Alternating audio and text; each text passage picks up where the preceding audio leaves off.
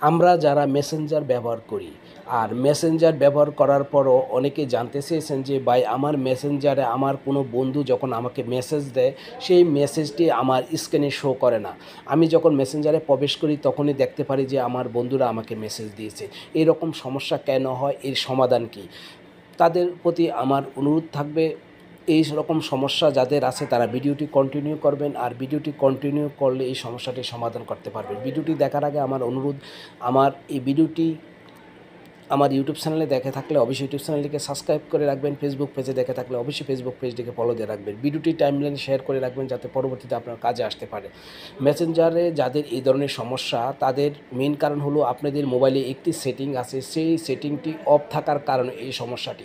আর সেই সেটিংটি কিভাবে আপনারা অন করবেন তার জন্য আপনাকে কী করতে হবে, সেটিং অপশানটির উপর ট্যাপ করে দিতে হবে। সেটিং অপশানটির উপর ট্যাপ করে দিয়ে তারপরে খুঁজে নিতে হবে নোটিফিকেশান অ্যান্ড স্ট্যাটাস বার, এখানে আপনারা ট্যাপ করে দিবেন। এখানে ট্যাপ করে দেওয়ার পরে নতুন একটি ইন্টারফেস ওপেন হলো। ওপেন হওয়ার পরে আপনারা এইখানে আপনাদের মোবাইলে যতগুলো অ্যাপ্লিকেশন আছে সবগুলো অ্যাপ্লিকেশন কিন্তু এখানে নিচে দেখতে পারবেন।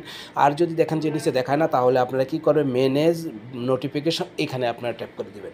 ম্যানেজ নোটিফিকেশনে ট্যাপ করে দেওয়ার পরে একটু লোডিং নিবে, লোডিং দিয়ে দেখেন এখানে অ্যাপ নোটিফিকেশন, এটি লোডিং নিচ্ছে। লোডিং নিয়ে সবগুলো অ্যাপ কিন্তু এখানে দেখাবে।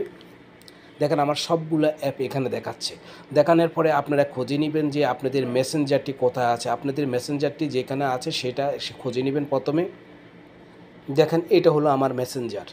এই মেসেঞ্জারটি দেখেন এটা কিন্তু ডিজেবল করা আছে। আপনারাও খুঁজে দেখবেন আপনাদের মেসেঞ্জারটি কি ডিজেবল আছে কিনা। যদি ডিজেবল থাকে তাহলে এখানে ট্যাপ করে দিয়ে এটাকে এনেবল করে দেবেন।